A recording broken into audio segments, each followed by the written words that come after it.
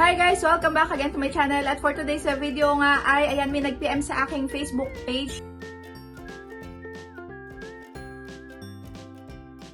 At nagtatanong nga siya kung ano pa ba yung loan apps na maire-recommend ko na walang matatanggap na kahit na anong pananakot, kahit na anong pagpo-post yan, at pag-text or pag-tawag sa may hindi mo inalagay as contact references. So ayan, ito yung sagot ko sa'yo. Dahil dito pwede ka nga makapag-loan ng up to 250,000 pesos. At pwede mo siyang bayaran ng installments up to, ayan, 24 months. Legit na 24 months talaga. 6 to 24 months. Actually, dalawa yung i-share ko sa inyo na pwedeng pag-loanan sa isang application lang. Ayan, super legit. Kaya ayun, panoorin mo yung video na to hanggang dulo. Dahil baka dito ma-approbahan ka. So, ayan, umpisahan na natin. Pero syempre, kung bago ka pa lang dito sa aking YouTube channel, ay huwag mo kalimutan mag-subscribe at pindutin mo na din yung notification bell para lagi kang maging updated sa mga next uploads ko. Ayan, sumali ka na din sa aking Gcash giveaway. Every month yan. So yan, dito nga sa may nag-PM sa akin, hindi daw siya na-aprobahan sa may Tala, sa may BLEs, at sa may One Hand. So itong tatlo na to is talagang legit din yung mga yan. Kaso nga lang, kung baguhan ka is medyo mahihirapan ka nga din dahil, ayan, hindi siya talaga as in now na nag-apply ka, now ka na din maa-aprobahan. Yan, mag-aantay ka pa din dyan ng mga ilang days bago ka ma-aprobahan. At nakadepende nga din doon sa may mga ipinapasa mong ID sa kanila, doon sa may personal information mo, doon sa may work mo. So dito sa may app na to is dalawa yung pwede mong applyan. So dito na nga ay yung Maya Easy Credit at yung pangalawa Maya Personal Loan. So, ito is makikita mo sa may Maya application. So, kung wala ka pa, mag-download ka na ng Maya app. Dahil super legit to at wala kang matatanggap na pananakot. At paulit-ulit na tawag galing sa mga unprofessional. So, hindi. Walang ganito dito. At ang baba lang din ng interest. Kaya kung ako sa'yo, ayan, mag-apply ka na dito. Nagawa ko na din to ng mga videos, yung dalawa na to. Pwede mo din diyang panoorin para sa may mas detailed nga na explanation. Pero unahin na nga natin itong Maya Easy Credit.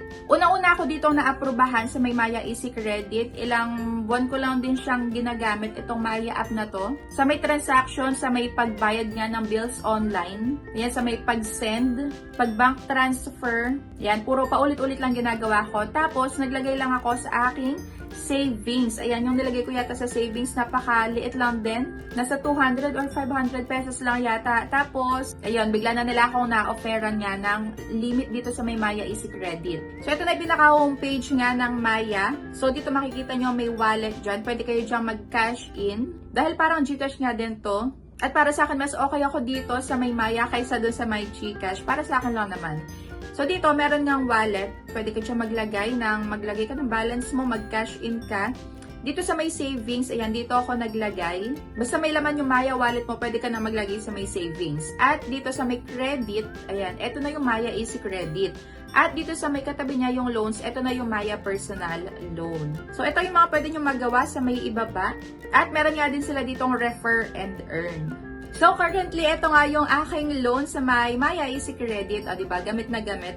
So, yung una ko yata ditong pinaka-credit limit na in-offer nila sa akin is 7,000 yata or 9,000. Hindi ko na sure. Pero ayun, malaki para sa akin for first-time user yung ganong amount. At dito, pwede ngang impartial yung pagbabayad mo hanggang sa fully paid mo na nga yung na-loan mo na amount. So yun, kahit na napakabilis lang din pala magbayad dito, basta may laman itong Maya wallet mo.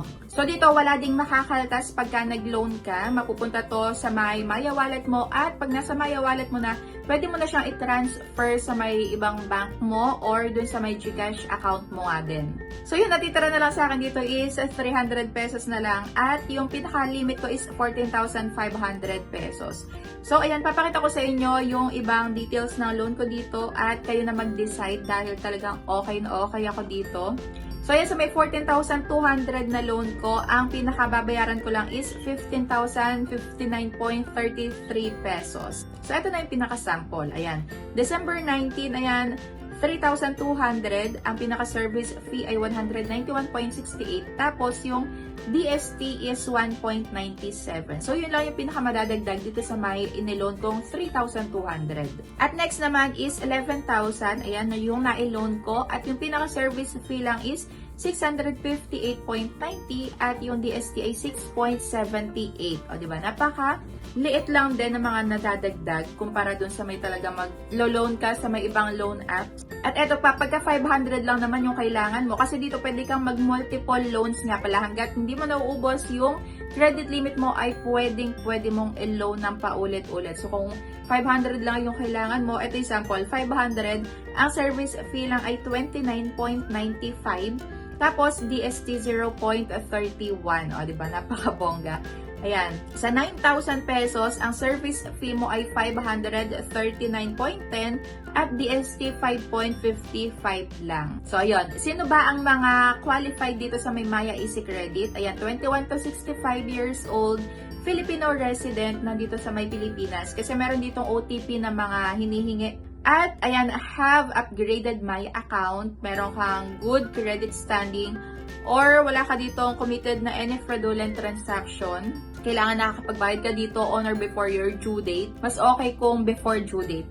At, ayun, para mas mabilis nga na maaprubahan ka at ma-offeran is kailangan lagi mong ginagamit itong Maya app mo para mas mabilis nga. At para mas mataas yung chance mo nga na maaprubahan.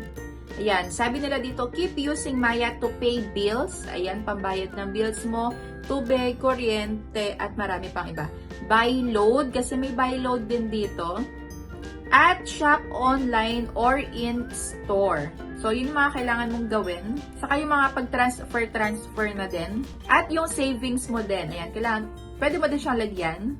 Dahil ganun nga lang din yung ginawa ko. So, yun, nakalimutan ko. Ito pala is 30 days siya. So, ayan, 1 month. Hindi siya 7 days lang. Kailangan bayaran mo na in total.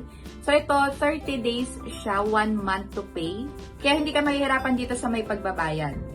Kung magkaroon man ng problema dito, hindi pumasok sa may wallet mo, yung iniloan mo dito sa may Maya Easy Credit is pwede nyo nga silang kontakin doon sa kanilang customer service sa may Maya app din. Ayan, pwede nyo i-chat sila doon or magpunta doon sa may help center. Ayan, nasa may app din nila yun. So, ang pangalawa na nga dito is yung Maya Personal Loan. So, dito sa may Maya Easy Credit nga, dito kayo unang ma-offeran. Tapos, kung okay kayo dito, maganda credit history nyo, hindi kayo nagpapalit ng paghuhulog at lagi nyo ginagamit itong Maya app, pwede na kayo ma-offeran dito sa may Maya Personal Loan. So, dito naman is, pwede kang makapag-loan ng 250,000 pesos sa maximum nga na pwede nilang ipa-loan sa tao. So, 6 months up to 24 months mo siyang babayaran. At napakaliit lang din ng tubo. So, ito nga yung pinaka-current nga na loan ko, yung existing loan ko dito. Ayan, ginamit ko lahat ng aking credit amount or credit limit, yung 15,000 pesos.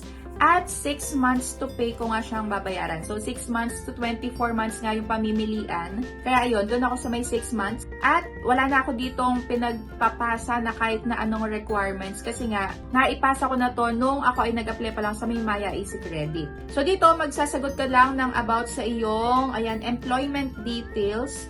Kung magkano yung take-home pay mo, ano yung nature of work mo, ano yung source of income mo, ano ang job title mo, ayan, name of company, saka personal details mo. So, ayun, yun lang yung mga sinagutan ko dito. Tapos, na-aprobahan na nga ako.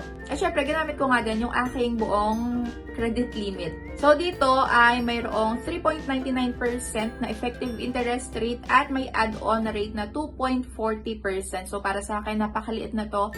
At okay na okay, lalo na at matagalan mo nga siyang babayaran.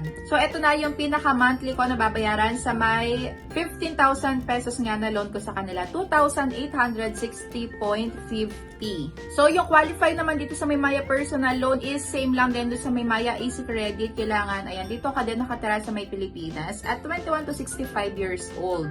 So, kung kayo ay baguhan pa lang dito sa may Maya app na to, ayan, medyo matatagalan yung inyong pagkaka-approve dito. Pero, at least, ayan, talaga magagamit nyo to once na kayo ay ma-offeran dahil ang ganda nga din itong application na to. So, kung may tanong pa kayo about dito sa may Maya app na to, sa may Maya Easy Credit at Maya Personal Loan, ay comment down below. Saka kung na-try nyo na to, ayan, ano yung experience nyo, sabihin nyo na din dyan sa may comment section para maging aware nga din yung iba at malaman nila na maganda talaga itong application na to. And that's it for today's video. Yung dalawang loan na yan, sa isang application nyo lang magagawa. O, diba, napakabongga. So, 2-in-1 na siya. So, yun, thank you for watching and see you on my next vlog. Bye!